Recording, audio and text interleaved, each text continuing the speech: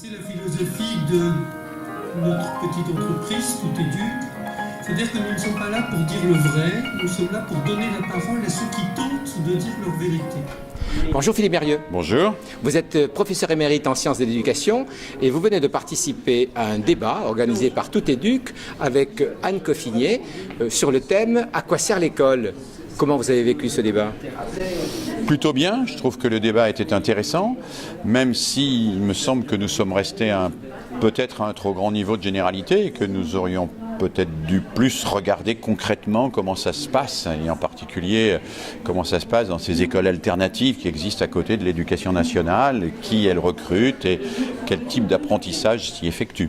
Alors vous dites à Anne Coffinier, certes vous êtes aiguillon pour le service public, mais cet aiguillon existe aussi dans le service public. Expliquez-nous. Absolument, il y a des innovateurs et des gens qui font un travail pédagogique exemplaire dans le service public. Je reproche un peu au service public de ne pas les traiter suffisamment bien, de parfois même les suspecter par rapport à ceux qui n'innovent pas, par rapport à ceux qui n'inventent pas quelque chose de nouveau.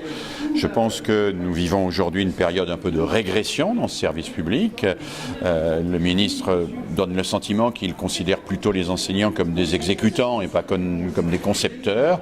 Il donne le sentiment qu'il y aurait des instructions sous forme de protocole universel qu'il suffirait d'appliquer dans les classes.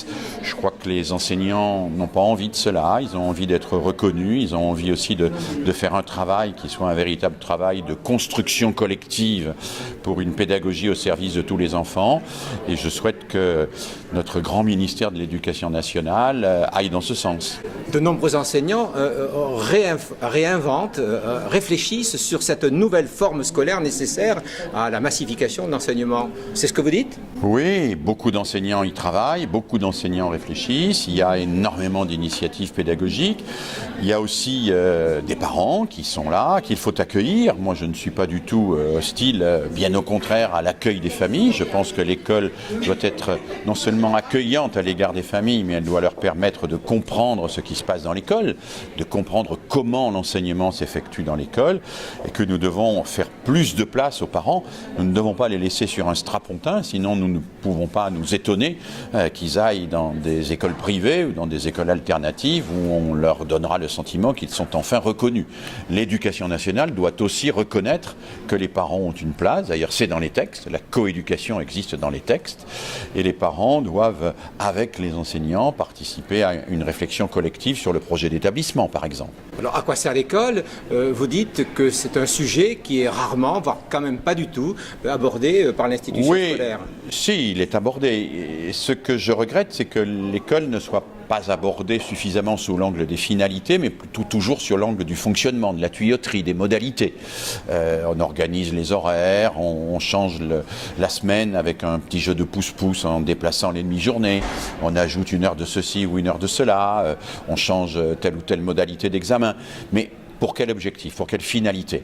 Moi, je crois qu'il y a une grande finalité à notre école, c'est celle d'apprendre, bien sûr, mais aussi d'apprendre ensemble, d'apprendre à découvrir les autres, d'apprendre à construire quelque chose avec eux et d'apprendre qu'on peut apprendre quelque chose des autres et qu'on doit vivre avec les autres dans une société démocratique où on se respecte, où on n'est pas dans la certitude d'avoir raison pendant que les autres ont tort, où on est dans l'échange, dans la réciprocité, dans la compréhension de l'autre, et où tout cela est vécu au quotidien très tôt dans la classe. Les valeurs de l'école, ce n'est pas ces valeurs qui sont affichées, il ne suffit pas d'afficher des valeurs, il faut les mettre en pratique au quotidien dans la classe et dans l'école.